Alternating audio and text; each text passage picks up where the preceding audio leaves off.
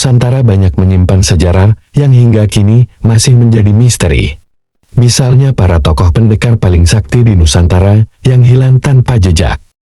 Menariknya, ternyata para pendekar sakti tersebut bukanlah tokoh-tokoh biasa, melainkan orang-orang paling-paling berpengaruh pada masanya masing-masing. Namun di akhir hayatnya, mereka justru menghilang tanpa jejak bak lenyap di telan bumi. Untuk menghilang tanpa seperti itu, mereka diketahui melakukan tapa moksa. Dalam agama Hindu dan Buddha, moksa adalah melepaskan diri dari segala ikatan duniawi dan putaran reinkarnasi kehidupan.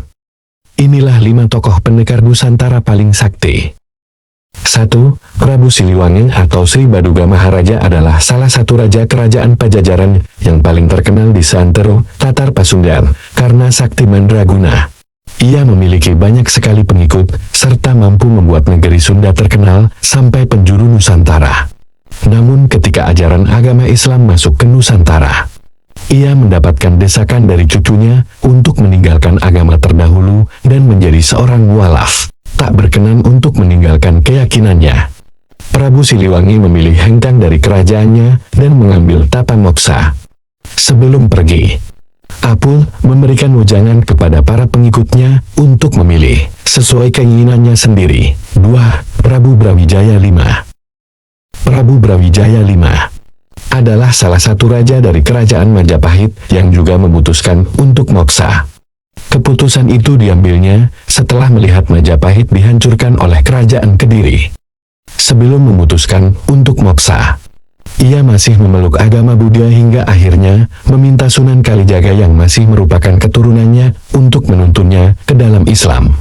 Setelah mualaf, Sang Prabu melakukan tapa tingkat akhir di Gunung Lawu dan moksa. 3. Mahapati Gajah Mada. Hingga kini, misteri kematian Mahapati Gajah Mada tetap menjadi misteri. Namun, ada 2 versi cerita terkait ajal sang patih terhebat dalam sejarah Majapahit. Pertama, ia diceritakan jatuh sakit dan akhirnya meninggal dunia pada tahun 1364 seperti disebutkan dalam kitab Kakawin Nagara Kertagama. Sedangkan versi kedua menyebutkan bahwa sang patih melarikan diri setelah perang bubat karena dituding menjadi penyebab utama terjadinya perang. Sebelum tertangkap, Gajah Mada melakukan yoga samadhi dan moksa hingga jasadnya pun tak pernah ditemukan. Tempat Prabu Jayabaya. Sri Mapanji Jayabaya atau Prabu Jayabaya adalah raja dari kerajaan Kediri yang namanya identik dengan ramalan masa depan Nusantara. Walaupun berhasil membuat kerajaannya memasuki zaman keemasan, namun ia dihantui rasa bersalah karena telah membunuh saudaranya sendiri, yakni Jayabasa.